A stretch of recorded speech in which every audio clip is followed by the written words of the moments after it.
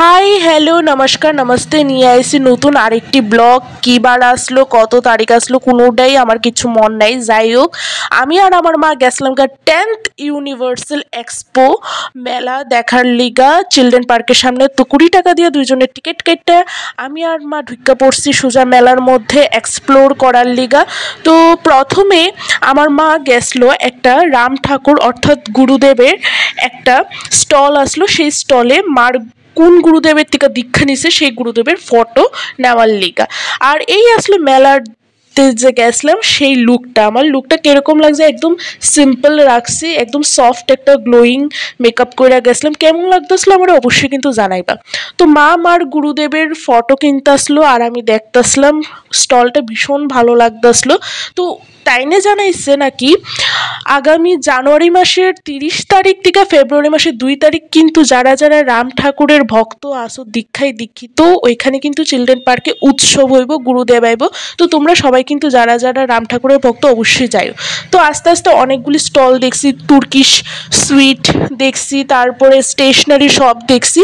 তো এরপরে আমি একটা সুন্দর একটা ইয়ারিংয়ের শপ দেখে ঢুকা পড়ছিলাম কিছু ওয়েস্টার্ন ড্রেসের লগে ইয়াররিংস পরার লিগে। আমার কাছে ইয়াররিংস প্রচুর আছে, কিন্তু ম্যাক্সিমামই ট্র্যাডিশনাল ইয়াররিংস লাইক ঝুমকাস, বড় বড় কুন্দন সেটের যে ইয়াররিংসগুলি থাকেই।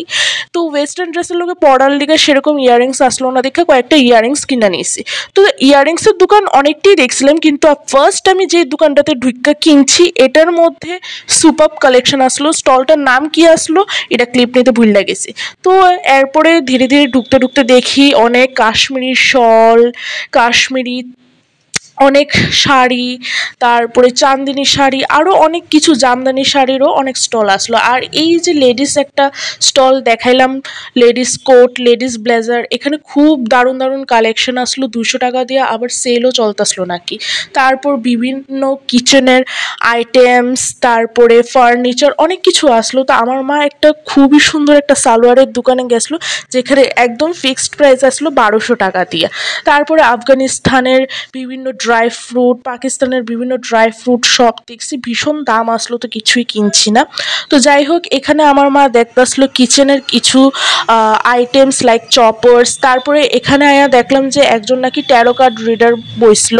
তো আমি ভাবছিলাম তাই না দিয়ে প্রেডিকশন করামো। তারপরে দেখো ও বাবা, যে টাকা কইছে টাকা শূন্য, তো আমার ফিউচার আমি অলরেডি দেখে আসছি যে আমি ভিখারি। তো যাই হোক, তারপরে মেলা দেখতে দেখতে একদম লাস্ট পয়েন্টে আয়া পড়ছিলাম। তো এরপরে আমার মা কইতেছে চল চল কিছু খাই, ভীষণ খিদা লাগছে। মেলায় একটু ঘোরার পর যা অবস্থা হয় আর কি, লিটারেলি আমার আর আমার মার মানে একদম ভুক্কার যারে কয়।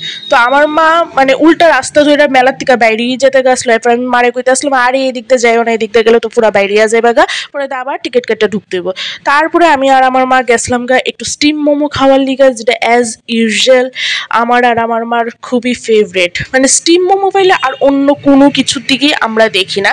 তো এখানে অনেক কিছু পেস্ট্রিও আসলো, আর 50 রুপিস দিয়া পকেট রেড ভেলভেটেরও কেক পাওয়া যেতেছিলো, যেটা আমি প্যাক করাই নিয়েছিলাম। প্যাক মানে অলরেডি এটা প্যাকই আসলো। এরপরে এটা আমি বাড়িতে এনে খাইছি। তো তারপরে এখান থেকে বাইরিয়া চিকেন পাকোড়া খাইয়া আমি আর আমার মা রওনা দিছি বাড়ির উদ্দেশ্যে। তো ব্লগটা কেমন লাগছে অবশ্যই জানাইবা। ব্লগটা ভালো লাগলে আমার ফেসবুক পেজ ফলো করবা, ইউটিউব চ্যানেল সাবস্ক্রাইব করতে ভুলবা না।